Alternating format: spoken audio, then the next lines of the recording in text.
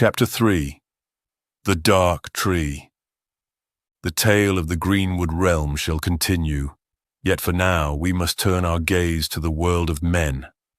For in time these two streams of fate shall converge like tributaries into a mighty river, flowing into the vast ocean of history. The year was 1830 of the Fourth Age, and the lands of Gondor were shrouded in unending rain. The streets of Minas Tirith, the White City, were filled with the damp stench of decay. In the shadowed corners of the city, as midnight approached, groups of young men clad in grotesque garments and wearing terrifying masks gathered around bonfires, dancing in eerie patterns. They brandished weapons and uttered guttural cries that seemed to rise from throats not wholly human. When their strange rites concluded, they turned to destruction. They battered holes into walls, shattered windows with stones, toppled statues once sacred and beautiful, and hurled torches into homes. The city echoed with cries of anguish as they stormed houses, plundering treasures and slaughtering both people and livestock.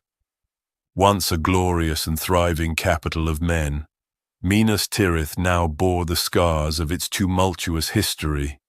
Its white walls, once pristine, were now blackened by smoke and war. The reunited kingdom had long since fractured, and Gondor's dominion was reduced to half its former size.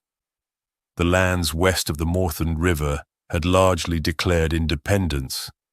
How had it come to this? After the victory in the War of the Ring, all believed that light had triumphed over darkness. Yet darkness had never truly left Arda. It had merely retreated to the distant east and south, biding its time and growing in strength. In the years of peace, it crept back through trade, spreading its shadowed influence into Gondor and the lands west of the Sea of Rune. Thus arose the cult known as the Dark Tree. Unlike the tangible darkness of Morgoth and Sauron in ages past, this new evil was insidious, spreading unseen across Arda. The embers Sauron had left in those lands now burned brightly. Kings erected statues and temples in his honor, the tallest of which stood 100 meters high in the heart of the greatest kingdom of the Haradrim. Worship of the Dark Lord grew, and small effigies of his likeness were carried by merchants into Gondor, Rohan, and the lands of Enedwaith. The Easterlings, too, spread his influence, their cloaked and hooded missionaries bringing his taint to the settlements west of the Sea of Rune. The cult took its name, Dark Tree, from the words of Borlas, a Gondorian warrior who had once described the shadowed forces. In time, the cult adopted the name, though none could say when or how. Long ago, they had attempted to overthrow the kingdom of Gondor, but their plot was foiled, and their remnants fled south under their first leader, Herumor. This was the final result of Thranduil's long watch and search. In the south, they learned the black magic of Sauron, and their power grew. Over centuries their activities increased, and they returned to Gondor and Arnor.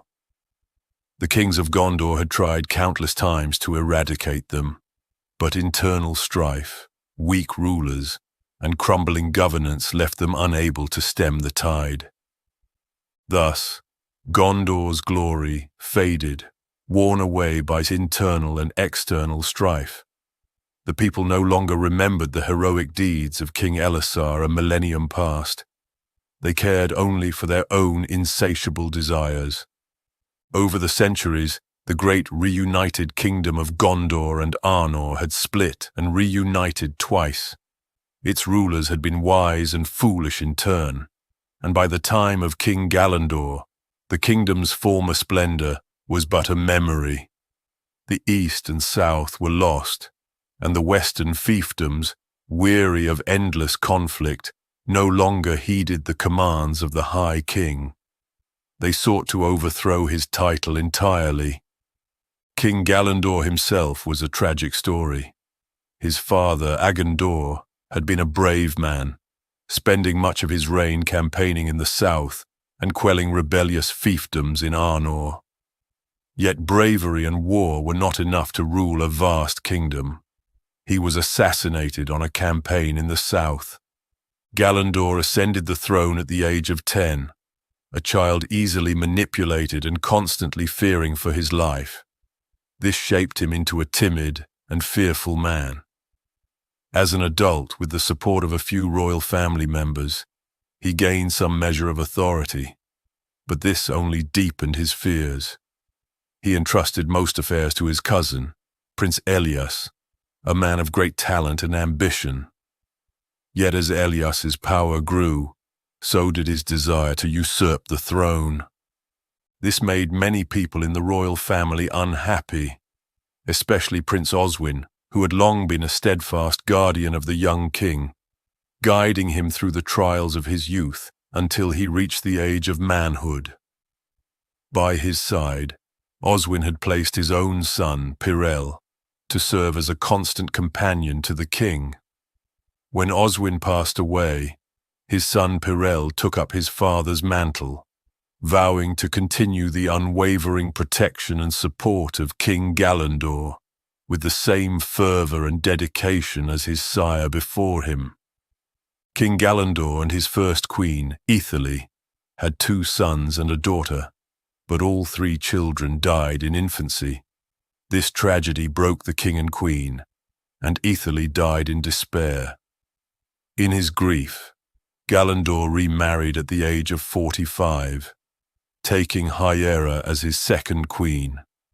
She bore him a son, Eilindor, but died in childbirth.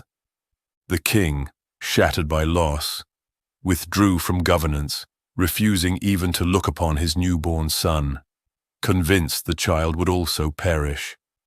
He sent the prince to be raised by Pirel and retreated into his palace, drowning his sorrows in wine. Now let us speak of Prince Pirel, a loyal member of the royal family.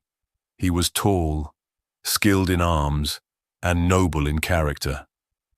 Many said he bore the bearing of King Elessar, though he was of a lesser branch of the family. To prevent the bloody infighting that had plagued Gondor 2 centuries prior, royal members were barred from holding official positions. Yet Gallandor had granted Pirel a special role as his personal advisor and secretly tasked him with eradicating the Dark Tree. Why in secret? By this time the cult had spread across Gondor, even into Rohan and Arnor. Their dark magic and assassins were deadly, and 5 generals before Pirel had been slain. Thus, Gallandor and Pirel agreed to fight shadow with shadow, using spies and assassins to curb the cult's growth. Over the years they had some success, naming their covert group the Light of the Sacred Tree. Pirel's wife, Fianna, was from the side branch of the royal family of Rohan. They had a son, Hirion, and later adopted Gallandor's son, Eilindor. Hirion, 3 years older than Eilindor, became his steadfast companion. The couple longed for a daughter, and when Hirion was 5, their wish was granted. Legends surrounded the girl's birth. One night, Fianna dreamed of a brilliant star falling from the heavens into her womb, its light spreading across Minas Tirith, even causing the white tree to sprout anew. This was seen as an omen, and soon a prophecy spread that Pirel's wife would give birth to a baby girl, and this girl would become a queen, a protector of her people. Pirel rarely at home, he spent his nights clad in black armor, leading his men through the shadows of the city to hunt the cult's agents. These agents, corrupted by dark magic, were neither fully human nor orc. Pirel called them man-orcs. One night, after a fierce skirmish in a dark alley, Pirel stood in front of a young cultist, no more than 20. As he hesitated whether to swing the sword, the boy's eyes suddenly turned red, his skin blackened, and he transformed into a snarling orc and pounced on Piriel. Piriel had no choice but to knock him down quickly and finished him, yet his heart heavy with sorrow. By dawn, the city was quiet once more. As Piriel prepared to return home, a star blazed in the night sky, its light illuminating Minas Tirith before fading. Piriel smiled, for he knew his daughter had been born. "To home," he said, spurring his horse onward. The light of the sacred tree would endure, and with it, the hope of Gondor